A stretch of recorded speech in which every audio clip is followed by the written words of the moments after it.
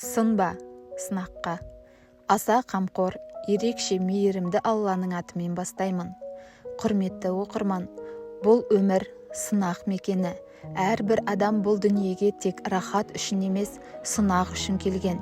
Аллах тағала Құранда былай дейді: біз сендерді міндетті түрде қорқынышпен, аштықпен, мал-мүлік, жан және өнім азаюымен сынаймыз. Сабыр еткендерді сүйіншіле. Бақара сүресі 155 аят. Демек, сынақ Алланың бізді ұмытқаны емес, керісінше, сынақ Алланың бізге көңіл бөлгенінің белгісі. Арнаға жазылып, комментарий жаза отырыңыз. Сынақ жаза емес, ол тәрбие. Көп адам басына қиындық түскенде, Алла мені жақсы көрмей қалған шығар деп ойлайды. Шындығында ең көп сынақ көрген адамдар пайғамбарлар. Пайғамбарымыз Мұхаммед саллаллаху алейхи уассалам былай деген: адамдардың ең қатты сынақ көретіндері пайғамбарлар, сосын дәрежесіне қарай басқалар. Егер Алла сені сынап жатса, бұл сенің құның бар деген сөз. Себебі Алла бос адамды тәрбиелемейді. Сынақ адамды тазартады. Қиындық адамды тазартады. Күнәларына кафарат болады. Пайғамбарымыз саллаллаху алейхи уассалам мұсылманға келген әрбір шаршау, ауру, уайым, тіпті тікеннің кіріп шығуы оның күнәларын кешіруге себеп болады деген. Сен жылап отырсаң да, Алла оны сауапқа айналдырып жатыр. Сен сабыр етсең, дәрежең көтеріледі. Сынақта сынбау үшін не істеу керек? Сабыр. Бірінші, сабыр деген үнсіз төзу емес, сабыр деген Алладан үміт үзбеу. Екінші, дұға. Дұға әлсіздің қаруы. Қанша ауыр болса да қолыңды жай. Үшінші, намаз. Намаз жүректің тірегі. Намазсыз адам сынаққа шыдай алмайды.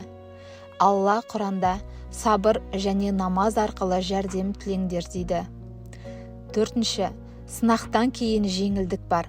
Аллах тағала шынында әр қиындықпен бірге жеңілдік бар дейді.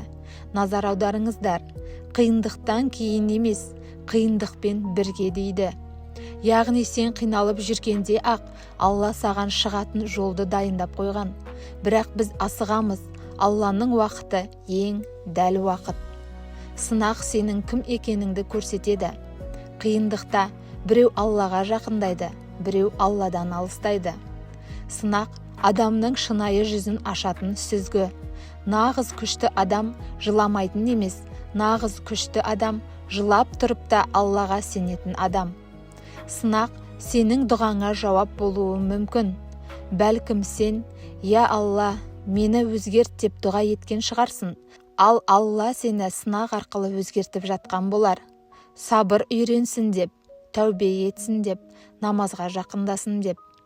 Сынақта айтылатын дұға: «Уа Алла, мен сенен кешірім мен амандық сұраймын. Маған Алла жеткілікті, одан басқа тәңір жоқ». Осы дұғаларды жиі айтып жүріңіз. Қорытынды: егер дәл қазір қиналып жүрсең, біл, Алла сені көріп тұр. Біл, Алла сені естіп тұр. Біл, Алла сені жалғыз қалдырмайды. Сынба. Сынақ сені сындыру үшін емес, сені өсіру үшін келеді. Алла бар жерде үміт бар.